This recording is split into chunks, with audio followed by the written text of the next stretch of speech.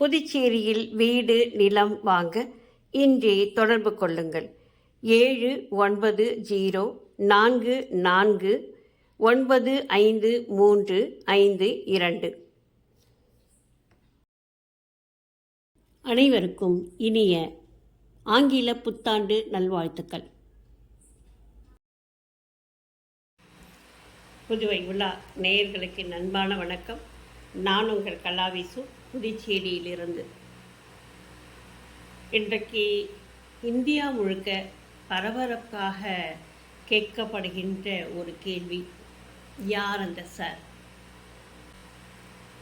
எல்லாருடைய மனதிலும் இந்த கேள்வி இருந்து கொண்டிருக்கிறது. யாராயிருந்தாலும் இதற்கான ஒரு தண்டனை அவர்களுக்கு கிடைக்கணும் அப்படின்ற ஒரு எண்ணம் எல்லாருடைய மனசில் இருந்தாலும் கூட இதை மறைப்பதற்கு சில விஷயங்கள் நடந்து கொண்டிருக்கின்றன.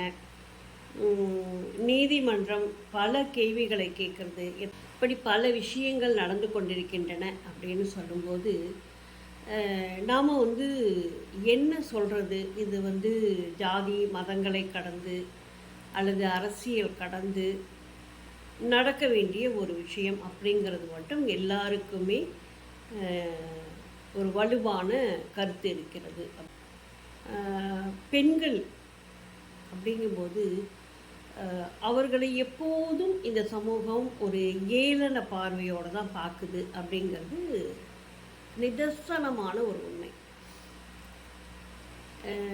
எல்லாரும் கேட்குற ஒரு கேள்வி, ஏன் அந்த பொண்ணு 7 மணிக்கு அந்த இடத்துக்கு போச்சு அப்படின்னு. இது ஒரு கேள்வி அப்படின்னு கேட்கப்படுது அப்படின்னு சொன்னாக்கா அது எவ்வளவு கொச்சைத்தனமான ஒரு கேள்வி அப்படிங்கிறத நீங்கள் யோசனை பண்ணி பாருங்களேன். இன்றைக்கு உலகமே இரவுல இயங்கிக்கிட்டு இருக்கிற உலகமாக மாறிட்டுருக்கு. ஐடி ஃபீல்டெல்லாம் பார்த்தீங்கன்னா இரவு முழுவதும் வேலை செஞ்சுட்டு பகலில் அவங்க ஓய்வு எடுக்கக்கூடிய ஒரு விஷயமாக இன்றைக்கு இருந்து கொண்டிருக்கிறது. மாலை 6 மணிக்கு மேலே தான் புதியதாக ஒரு உலகம் திறக்கப்பட்டிருக்கிறது. காந்தி சொன்னார், நடு இரவில் ஒரு பெண் நகைகள் போட்ட நகைகளோடு வீட்டுக்கு வரணும், அப்போ தான் இந்தியா சுதந்திரம் அடைஞ்சது அப்படின்னு சொல்லலாம். இப்போ பட்ட பகல்லே வர முடியலை அப்படிங்கிறது எல்லோருக்கும் தெரிந்த விஷயம். 7 மணி ஒரு பெரிய நடு ஜாமமா? கண்டிப்பாக கிடையாது. அப்போது இந்த நேரத்துக்கு ஏன் அந்த பொண்ணு அங்கே போச்சு, ஏன் காதலனோட பேசிக்கிட்டு இருந்துச்சு, அதனால தானே அவனுக்கு அந்த மாதிரியான உணர்வு வந்தது. இதெல்லாம் என்னங்க விஷயம்? இந்த பொண்ணுக்கு பிடிச்சிருக்கு, அந்த பொண்ணு பேசிகிட்டு இருக்கு, 2 பேரும் சம்மதிச்சா அதில் எந்தவித தப்பும் கிடையாது. நிர்பந்தப்படுத்தும் போது தான் அது தவறாக படுகிறது. அப்போது அந்த பொண்ணு பேசிகிட்டு இருந்தாக்கா நீங்கள் என்ன வேணால் பண்ணிடுவீங்களா? உங்களுக்கான அந்த ரைட்ஸ் யார் கொடுத்தா? அது மட்டும் இல்லை, நீ நான் கூப்பிடும் போதெல்லாம் வரணும், நான் சொல்கிறவங்களுக்கெல்லாம் நீ அடிபணியணும் அப்படிங்கிற வார்த்தைகளை எல்லாம் சொல்வதற்கு யாருக்கு உரிமை இருக்குது அப்படின்னு எல்லாம் தூக்கி அந்தாண்ட வச்சுட்டு இப்போது நமக்கான பாதுகாப்பு அப்படிங்கிறது கண்டிப்பாக இந்த சமூகம் கொடுக்காது அப்படிங்கிறது புரிஞ்சிருச்சு. அதனால் நீங்கள் கையில் பெப்பர் ஸ்ப்ரே எப்பயும் வச்சுக்கோங்க, கூரான ஆயுதங்களை எப்பயும் கையில் வச்சுக்கோங்க. நம்ம நமக்கு நம்மளுடைய பாதுகாப்புக்காக நம்ம இந்த கருவிகளை எல்லாம் வைத்து கொள்வதில் எந்தவித தப்பும் கிடையாது. காவல்துறைக்கு ஒரு வேண்டுகோள், கண்டிப்பாக நிச்சயமாக இதற்கான ஒரு ஆப் நீங்கள் ஏற்கனவே தயாராக இருந்தது, அது என்ன ஆச்சு அப்படிங்கிறது எனக்கு தெரியல. பெண்கள் எல்லோருக்கும் கொடுங்க. போன ஆட்டினாலே மகளிர் காவல் நிலையத்துக்கு போகும் அப்படின்னு சொல்கிறாங்க. அது மாதிரி ஒரு ஏற்பாடு பண்ணுங்கள். அப்படியே இந்த சமூகம் நமக்கான பாதுகாப்பை கொடுக்க தவறினால் நாம் அதை கையில் எடுத்துக்குவோம்.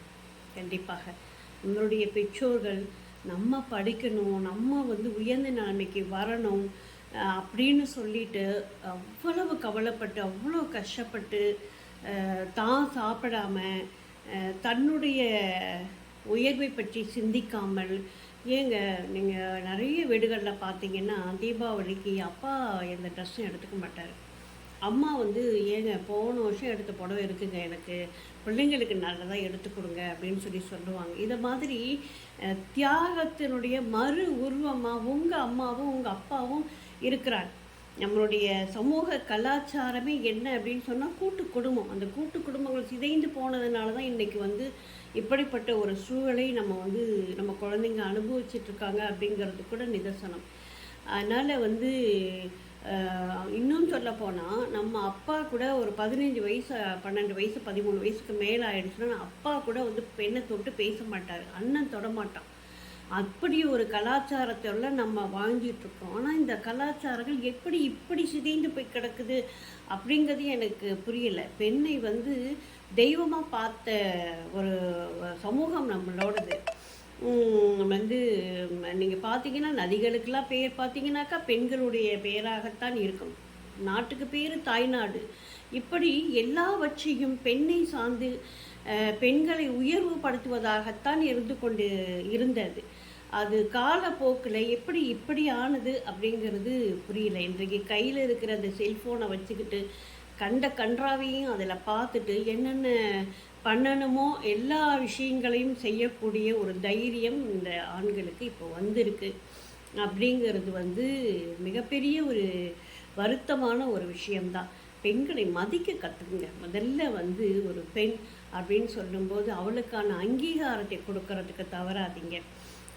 இது எல்லாமே வந்து நம்ம கேட்டுக்கலாமே தவிர யாரும் கொடுக்கறதுக்கு தயாராக இல்லை.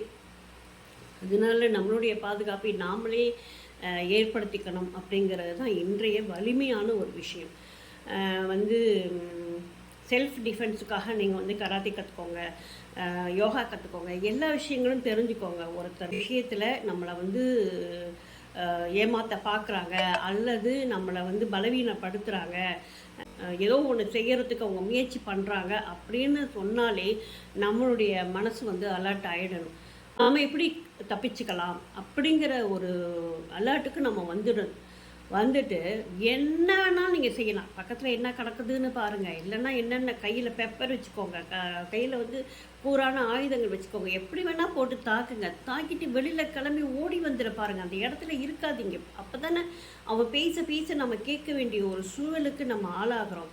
வீடியோ தானடா எடுத்து வச்சுக்க, வெளியிட்டுக்க, பார்த்துக்கலாம் அப்படின்னு சொல்லிட்டு நீங்கள் வந்து தைரியமாக கிளம்புற வழியை பாருங்கள். அந்த இடத்துல நிற்காமல் கிளம்புற வழியை பார்க்கணும். அப்போ தான் வந்து கொஞ்சமாவது நம்ம வந்து தப்பிச்சுக்கிறதுக்கான ஒரு வழி இருக்குது. நிச்சயமாக இந்த சமூகம் நமக்கான ஒரு பாதுகாப்பை கண்டிப்பாக தராது. அதை வந்து நாம் தான் நமக்காக ஏற்படுத்தி கொள்ள வேண்டும். இந்த ஒரு தைரியத்தையும் துணிச்சலையும் பெண்கள் ஏற்படுத்திக்கிட்டாங்க அப்படின்னு சொன்னாக்கா நிச்சயமாக இது குறையும். கடுமையான தண்டனை வேணும், அவங்களுக்கு வந்து கடுமையான தண்டனை கொடுத்தா தான் இதெல்லாம் குறையும்னு சொல்லி காலங்கள் தான் ஓடிட்டுருக்கு. அது வந்து நடக்கிற கதையாகவே இல்லை. அதனால் நமக்கான பாதுகாப்பை நாமளே ஏற்படுத்திக்குவோம். அதனால் வந்து பெண்களே தயாராகுங்கள். நன்றி, வணக்கம்.